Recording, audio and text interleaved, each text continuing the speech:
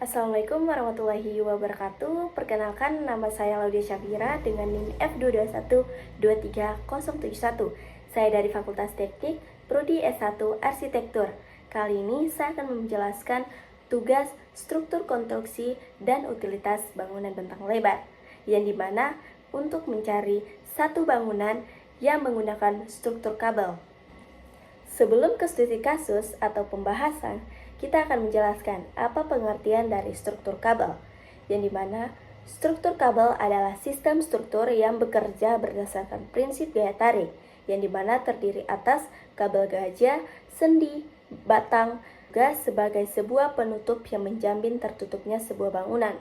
Struktur kabel dan jaringan dapat juga dinamakan struktur tarik dan tekan, karena pada kabel-kabel hanya dilimpahkan gaya tarik, sedangkan kepada tiang-tiang pendukungnya hanya dilimpahkan gaya tekan saja.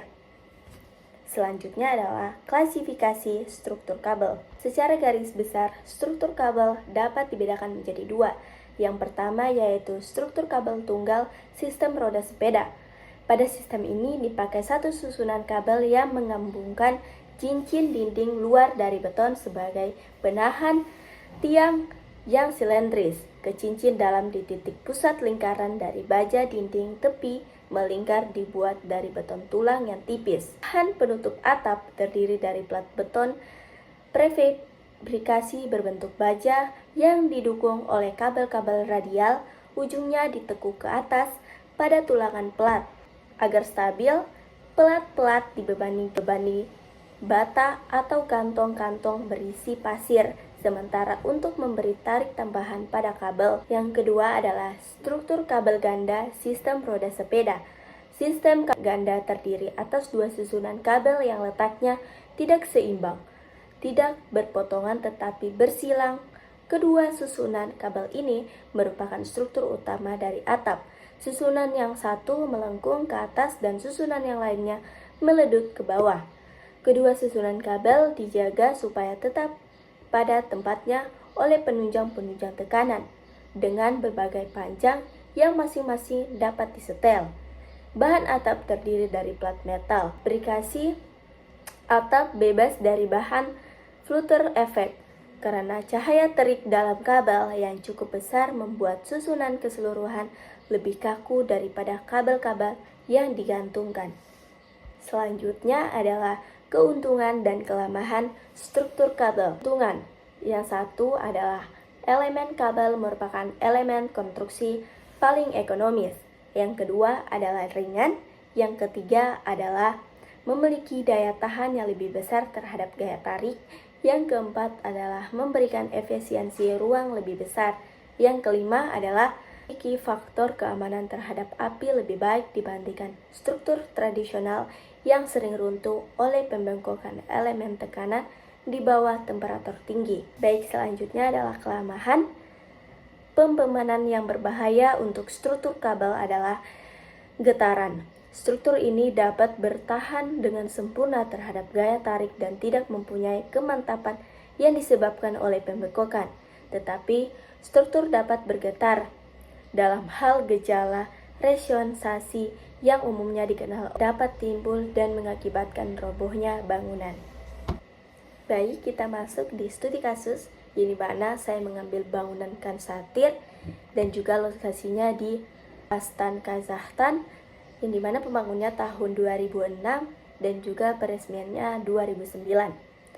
Arsiteknya juga Foster Partner, yang dimana bangunan ini merupakan bangunan dengan atap yang diresmikan oleh Presiden Kazakhstan Nursultan sebagai bangunan dengan struktur tenda tertinggi di dunia dengan ketinggian mencapai 150 meter di atas permukaan. Fungsi bangunan ini sebagai taman skala kota, ruang rekreasi indoor, dan juga pusat komersial dan resort. Spesifikasi bangunan juga dari segi bentuk Kansatir dibagi menjadi dua, yaitu bagian bawah Kansatir memiliki bentuk bagian berupa elips yang memanjang ke arah belakang dengan diameter 200 meter dengan luas lantai dasar 100 meter persegi. Di dalamnya terdapat lampu sorot berwarna-warni yang diarahkan keluar. Bagian atas kansatir terdiri dari membran transparan dengan ketinggian penyangga membran hingga 150 meter. Posisinya berada pada bagian bawah.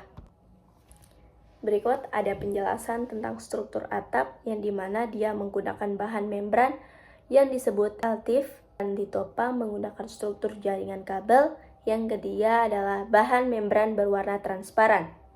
Yang dimana juga struktur pondasinya memakai board pile 94 board piles, yang dimana juga memakai driven pile 2300 driven piles. Yang dimana kita tahu bangunan ini memakai dua struktur. Yang pertama adalah struktur kabel yang digunakan sebagai struktur ketegangan pada atap yang berfungsi sebagai penyalur beban, dan kabel yang memiliki sifat yang efisien dan sangat ringan, terdiri dari 192 radial cables, 16 circumferential cables, dan juga ada struktur membran.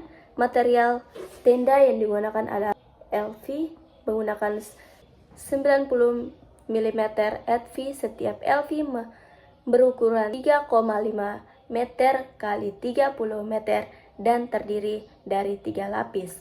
Pemilihan material LV karena mampu menyerap 20% sinar matahari. HV dipilih karena beratnya cuma 1% dibanding berat kaca. Selanjutnya adalah ada penyaluran gaya pada bangunan kansatir dan juga bentuk denahnya. Bisa dilihat di gambar. Ada penyaluran gaya yang dimana dari atas ke bawah dan juga bentuk denah.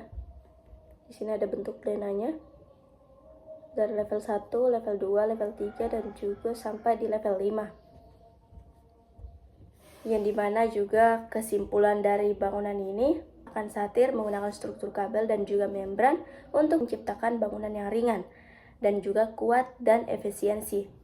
Kabel baja menumpang membran LTIF, memungkinkan bentang luas tanpa kolom tengah, serta mengoptimalkan pencahayaan dan suhu dalam ruangan. Meskipun konstruksinya kompleks, desain ini membuktikan keunggulan teknologi struktur tarik dalam menciptakan bangunan ikonik yang adaptif terhadap lingkungan ekstrim.